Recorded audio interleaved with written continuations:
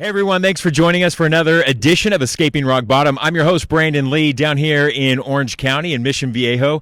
For those who are tuning in and watching the podcast, you can see I got a special guest with me today. I'll introduce Matt coming up in just a moment. If you are listening to the podcast on Spotify, Google Play, or iTunes, welcome. We got a special story and a special guest for you today. Matt from Orange County. Matt, thanks for doing the podcast. No problem. All right, I'm just... Oh, No there you problem. go. There you go. Got to get that singer and the microphone in you. Matt, tell me a little bit about and take me back to like day one. A little bit about your story. When did you first decide to use drugs? What was your drug of choice? Was it alcohol? Was it drugs? Was it a combination of both? Probably like majority of people watching this started with marijuana probably in about 7th grade. Alcohol, that quickly escalated to hallucinogenics. LSD was big when I was in junior high. Junior high school already junior dipping high. into LSD. Yeah, a lot of LSD. yeah. And going back even before that, the extreme feelings of fear, like in social groups, you'll hear that a lot with people feeling a lot of fear and wanted to loosen up, want to be life of the party. So yeah, but it escalated quick from marijuana to alcohol and to anything else that was put in front of me. So I got to ask you because, I started the first time I really dipped into hardcore drug use, I was about 15 years old and was doing cocaine. And so one of the questions that I get asked all the time, I'm nearing a decade of sobriety, and it's still one of the most popular questions that I get asked was, you grew up in Orange County, like one of the nicest counties in all of America, and why of all people would you choose drugs, hardcore drugs at age 15? And I'm talking drugs like cocaine. And now that I've been through intensive therapy and I've had a lot of time to reflect, I wanted to know the why for me. And me dipping into drugs at such a young age was the trauma that I experienced of being sexually abused as a child. Not only verbally and physically abused, but then sexually abused by my piano teacher and youth soccer coach. So my same question to you is, what traumas happened early on in life that even gave you the need to want to escape at such a young age? Now I'm able to say that as a man. The one thing that was missing the whole time, and I've been through numerous programs over 20 years, when it got to like doing step work in the 4-step, the sexual stuff that happened to me as a youngster, I was at a boys ranch at about 12 and was sexually assaulted for about 2 weeks by some older kids in this place. And I remember just the feeling of extreme fear and anger and abandonment by my family. And if I look back now after working all the steps and being able to face this stuff and get it out and giving it to God, that's what just pushed me towards, because I got involved with crystal meth probably at about 15, 16. I'm a crystal meth user. Yeah, and alcohol hard, so it was going back and forth with amphetamines, alcohol, and just self-condemnation, no self-worth whatsoever. And just the feelings of extreme fear, what people would think of me if I talked about those kind of feelings and that kind of stuff that happened to me that I pushed down for so long. I never wanted to talk about that with another man. I had even feelings when I was young when that stuff happened to me. Am I gay? I struggled with my sexuality. And I portrayed myself after that. More years had passed that I had kept that secret. I portrayed myself as this hardened individual, and nobody would have known. And this time around, this 17 months is the first time in front of a group of men, in front of my sponsor, just put my hands up in surrender and talked about this stuff because it was killing me. And it was the root cause of why, the question of why that was asked from a young age. Why is Matt doing this? Why is Matt doing this? What's wrong with Matt? What's wrong with Matt? It's freedom. It was freedom off my shoulders, being able to talk about that, not caring what anybody thinks about me, just what's going on between me and my higher power, my God, and being able to put it out in the light for once in my life. And it's been a game changer. My whole outlook on life has changed because I finally got honest. And that's what I've learned this time around is being transparent and staying honest, and not caring what anybody thinks, and finally finding out who I am. That I am worthy, and I am lovable, and I'm an actual good guy. But it was 20 years with that core secret of that stuff that happened as a youngster that led me through, all the horrors you hear, overdoses, institutions, state prison for a good chunk of my life at 18. It all happened so quick, but I remember when everything took a turn for the worse is when that stuff had happened to me, and I didn't tell anybody about it. So. Wow, we have so many. Your story is so damn powerful.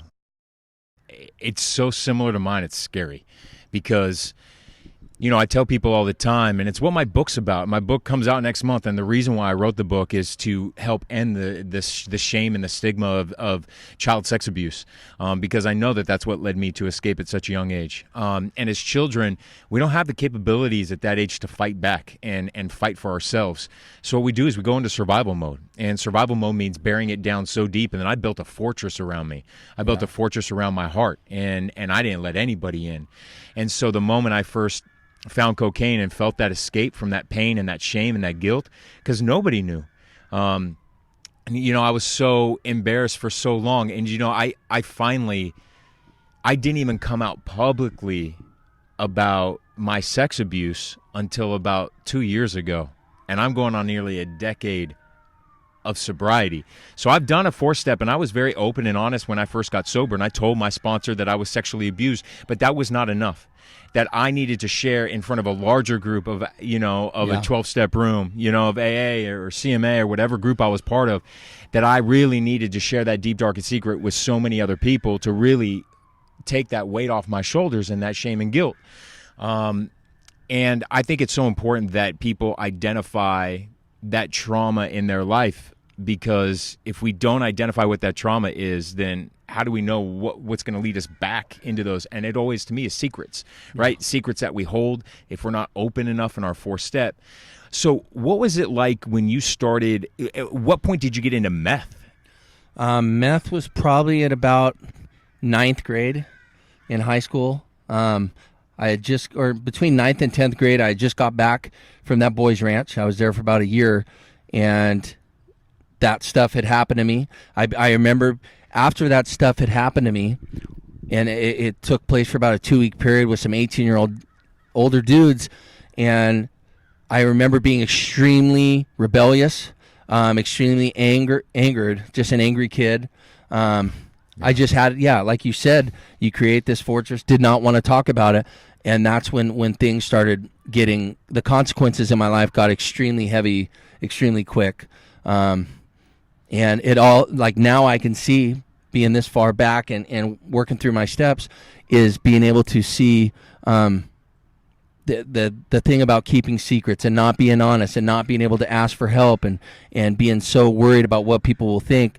But I tell people that every addict has a story, and you have to treat drug addicts, whether they're in their active addiction or they're in recovery, and we have to treat them with empathy, because every addict has there's a trauma in their life that happened to them, and there's a story behind that.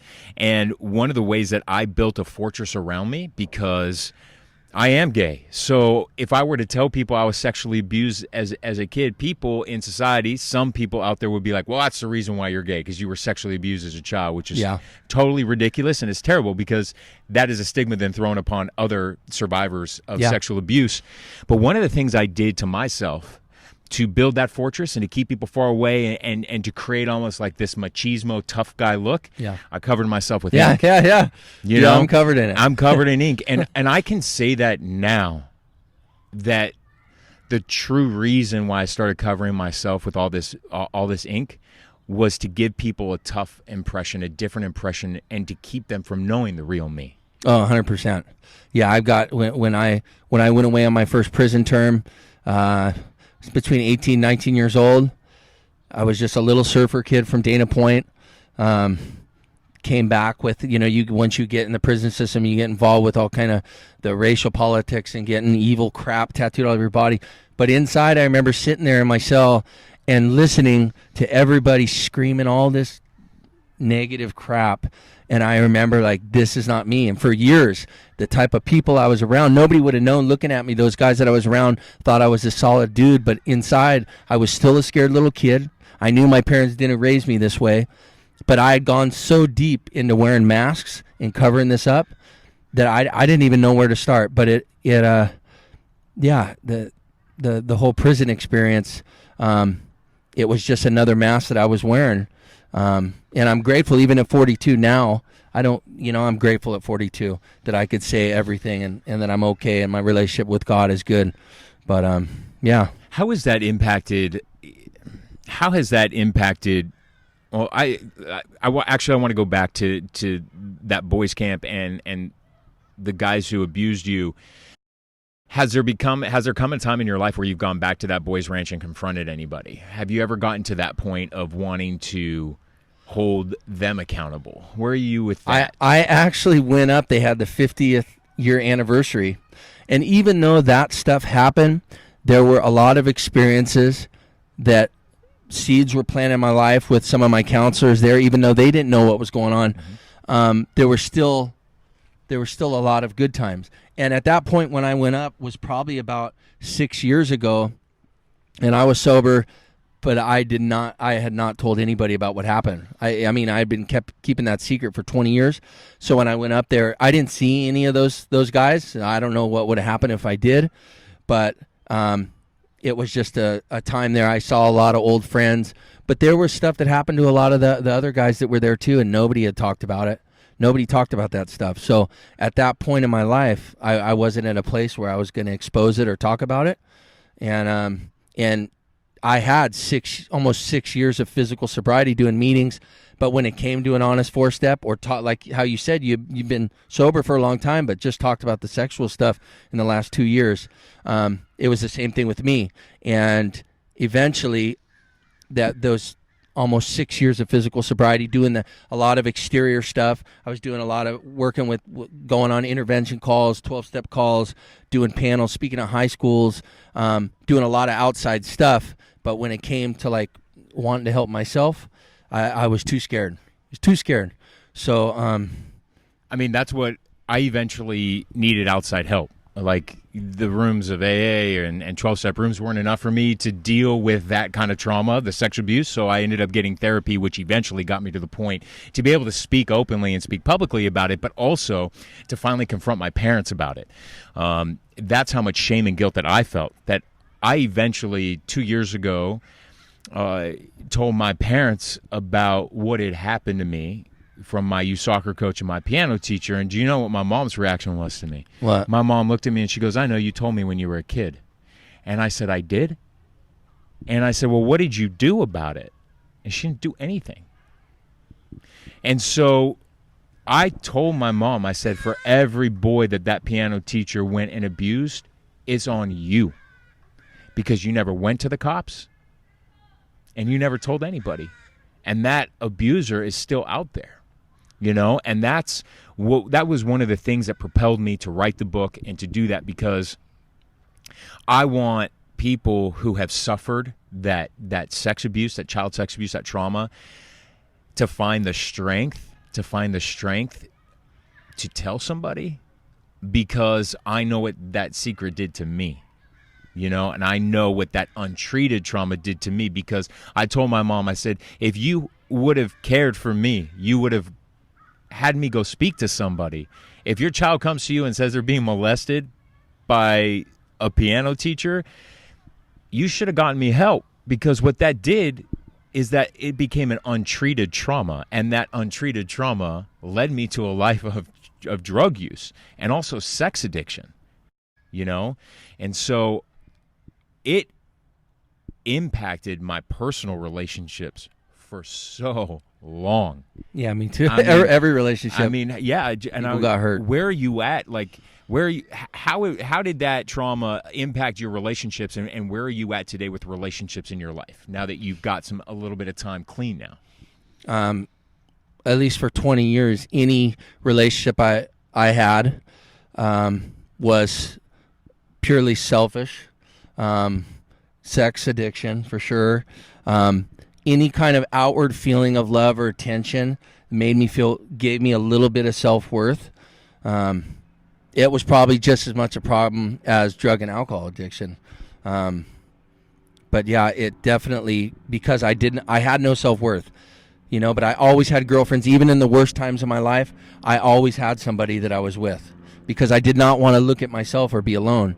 So, today, only through like honestly being open with another man. And also I do therapy on the side. I was doing therapy the first year of my sobriety, which, like how you said, outside help regarding sexual trauma that happened to me, being able to process it, and then being able to open up in front of a group of men, and even leading meetings. I've opened up everything I've shared with you, and I've got no negative feedback. I've had people coming up giving me hugs, saying that it's made a difference in their life.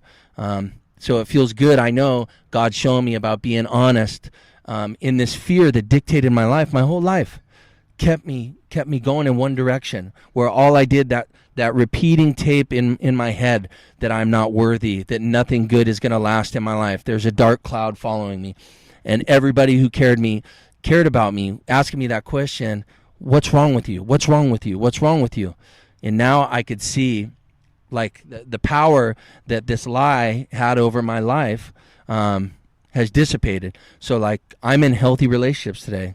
I've got friends through AA that love me unconditionally, and I love these guys back. I'm very open. I'm very transparent with these guys, and it's so important for me having accountability that these guys know where my heart's at. These guys know my struggle. They know when something's wrong with me. I have an awesome relationship with Christina right here, who's been a blessing in my life. And it's all new to me. And it's all I could see now. I waited over a year before I even got into a relationship, any kind of serious relationship. And that was because I knew that 25 years of wearing masks, of lying, of covering up stuff, of hurting others was going to take some time and some hard work and being uncomfortable. And I did that. I did whatever my sponsor said. My hands are up in surrender. I don't know how to live. These are the things that I struggle with, and I've done what he said, and it has changed my whole outlook on life. I have a peace and calm and understanding of myself today, and seeing my self-worth. And that, some people like getting all the physical stuff back in their life, and I've seen those people, that stuff gives you happiness for a bit, and they fall. But the peace and comfort and being comfortable in my own skin for first time in my life is priceless. Like, I go to bed with my head on my pillow with a smile on my face. And I try to stay in a mindset of being grateful and humility. And I still struggle, but I'm understanding on this journey that, like, I am a work in progress till the day I die.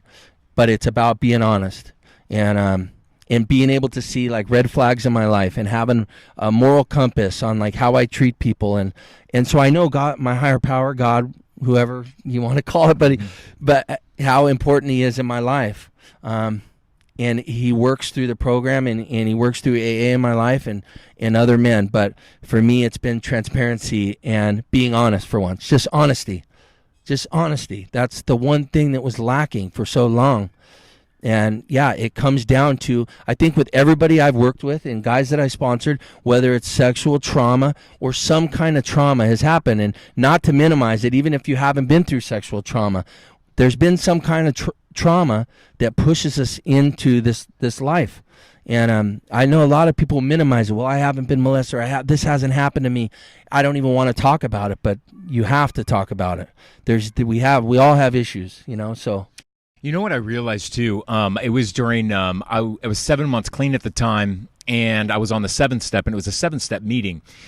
And there was one really dark secret that I had never shared. And it was something that I felt so much shame and guilt around that I couldn't even share in a group of CMA, like crystal meth addicts. And there's a lot of dark stuff that is shared in those rooms. And I felt that in my mind, I was like, I can't share this. Like, this is too dark. Like, this is just too dark. And they always tell us, don't share in detail in a large group, share that with your sponsor. But, like, it was to the point where I was like, no, I have to share this. Like, if I don't, like, I'm going to use. And I told the room that day that God can never forgive me for what I had done, because I was hanging out with people who were worshiping Satan whenever I was high on meth. Like, sober, I would never be around that stuff. But the moment I hit that meth pipe, it's like the devil was just taken into me, and I just wanted to be around people who were like 666. And it was like the most bizarre thing, but that was such a shameful memory and a shameful secret that I held in. Did you know when I shared that at that CMA meeting, and I was like in tears, crying. After that meeting, 5 guys came up to me, and they said to me, you know what, Brandon? I've had like 10 years sober, and I've gone to meetings my entire 10 years of sobriety. I have never heard somebody share that, and I'm so glad you did, because I did the same exact thing. I had 5 guys come up to me saying, Brandon, I was doing the same thing. I've never heard somebody speak that out loud in a room. And you know what that allowed me to do? Is being like, dude, you're not unique. There are other people out there who have done that too, but by me speaking that out loud, it kind of was like, oh, good. I'm not the only one. I'm not unique. I'm not as bad as those damaged goods are. There's other people out there like me. But that shame and that stigma kept me from sharing that for so long, you know? And it's that kind of shame and stigma that drives us to go out. Yeah, 100%. 100%. They say you're as sick as your secrets. And I remember my sponsor, when I was talking about having a little over 5 years of physical sobriety without really working on self, I had so many secrets. I was using all kind of things alcoholically, even though I was physically sober, and it wasn't a good feeling, because it was that repeating tape in my head again. You're being a fraud. You're wearing a mask. So this time around, I've made sure, that I get honest, and it doesn't matter what you've done. There's something about the power of speech and speaking that stuff out, whether it's with one guy or with a bunch of people, but people you trust, and being able to free yourself no matter what you've done. I've heard some gnarly stories too, and especially being involved with people on meth, and me doing meth for 20 plus years. You've seen it all. And we know where it takes us, living that life. But yeah, that's that lie, that whisper that became so loud in my head, it was just overwhelmingly, that's what I'd hear. I didn't hear my higher power tell me that I am worthy. It's okay, I just heard that constant loser.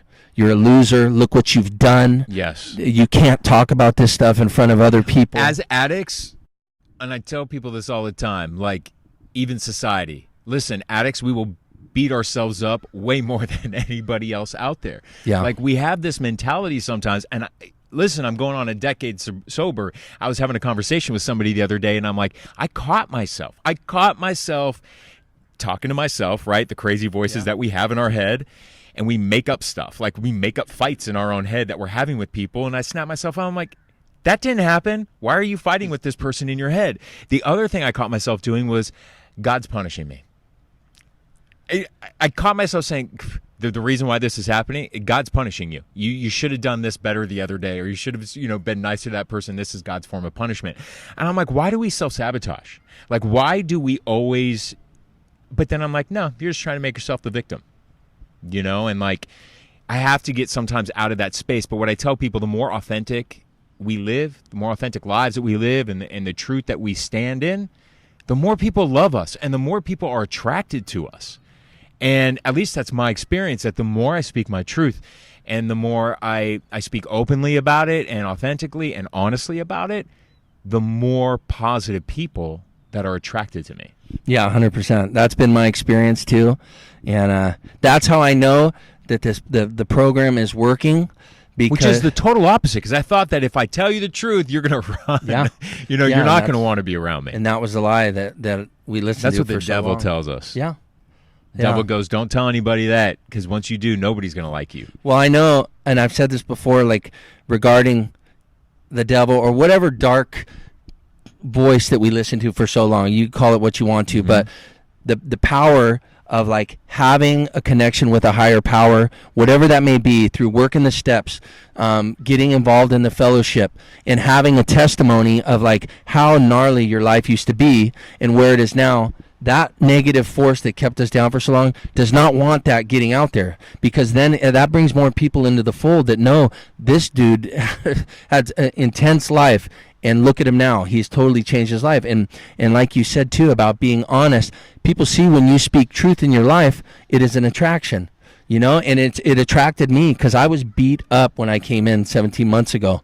Like I said, I had relapsed after having all those years of physical sobriety. People had this image of me that I was a go-to guy, and I was helping all these youngsters and doing all this stuff because I hadn't shared about this. I lost my little brother Travis to this disease about 10 years ago.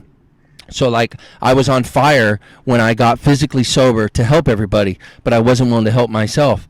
And so this time around, I think just knowing like that I am a new creation, it feels good now to know that I'm not a fraud, that I put the footwork in, and just feeling the freedom and wanting to give it back. That's something I didn't have before. I used to act like I was a good person when I was on drugs, and I would always be the guy. We'd all be doing lines, and everybody would be asking me for life advice, and I would give them the best advice. But I was not living that advice. I laugh because it's the exact same. Yeah. I totally relate. So now, having done the work and having done the footwork and being very uncomfortable in talking about a lot of things that I kept secret for 20 plus years, and realizing like as an addict or alcoholic, we don't want to feel uncomfortable. We don't want anything to take long. We want just it to be over with. But realizing like when I'm walking through the fire and I feel like everything's happening in my life and I'm starting to expose secrets that I've kept for so long that kept me in darkness, and I'm feeling uncomfortable. I don't like feeling feelings, and I think as alcoholics, addicts, like we don't like feeling those feelings, but being able to feel those feelings and push through. I always knew, like, even when it's the most extremely dark part of my life and I'm looking at all the past mistakes I've made and I don't even know where to start to get honest, I know like my higher power is with me, and there's always, when it's the most dark in my life that I push through, there was always light around that corner and blessings around that corner. And it's times where I feel alone and I've been so scared not knowing what's on the other side, I would never try. So I would sabotage my life forever. And this time around, I've trusted the men that have been through this before me, and I know these guys care about me, and I've took direction and pushed through, and God's blessed me in my life because I will say, till the wheels fall off, the step work and being honest, and then also having outside help with a therapist and being able to openly speak about things has changed my whole outlook on life to where now I have momentum in my life. And it's a short amount of time, 16 and a half months, but the quality of life that I have today compared to those almost 6 years of physical sobriety, where I had not worked on any core issues, no trauma, no nothing. And I knew God cared enough about me. He was going to expose me eventually, that my life was going to fall apart, and it did. And I'm grateful for that. And you know what the beautiful lesson of that too is? You're coming up on 17 months sober and you're already feeling the miracles of sobriety. And I tell people this all the time.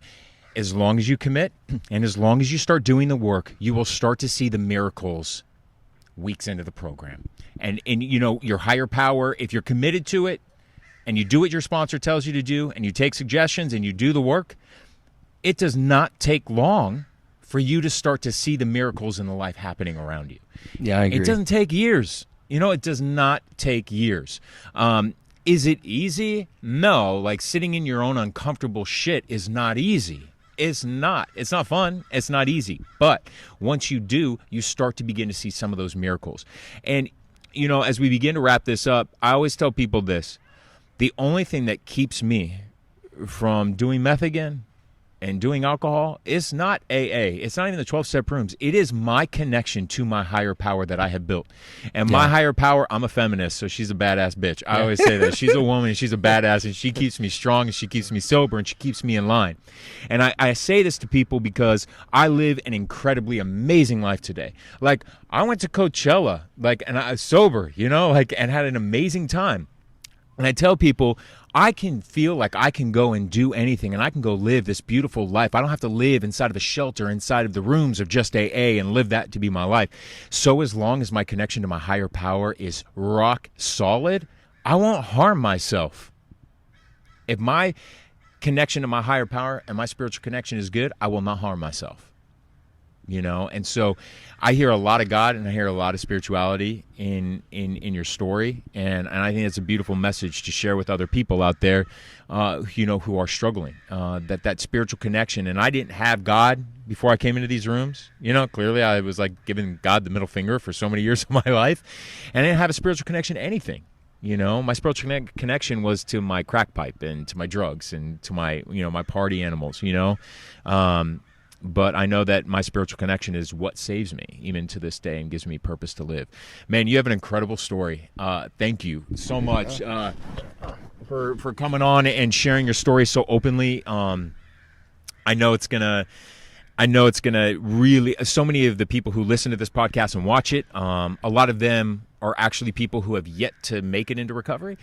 They watch the podcast and they're like, "Man, I'm still actively using, but your podcast is saving me." And this is all about just planting the seed that no matter how tough your childhood was, no matter how hard our lives were, that you can build this incredible life in 17 months. And also, like, the thoughts that I'm unique, nobody's been through. I haven't met one person yet that has come in there that hasn't had someone else who has been through that stuff. So no matter what somebody's going through, if they are in active addiction and they're watching this, knowing that everybody, there's nothing new under the sun. We've all done stuff that we're not proud of, but it comes down to those feelings of shame, at least for me. Oh, yeah. And being able to free myself and just admitting and putting it out there and giving it over to God, and it's gone, you know.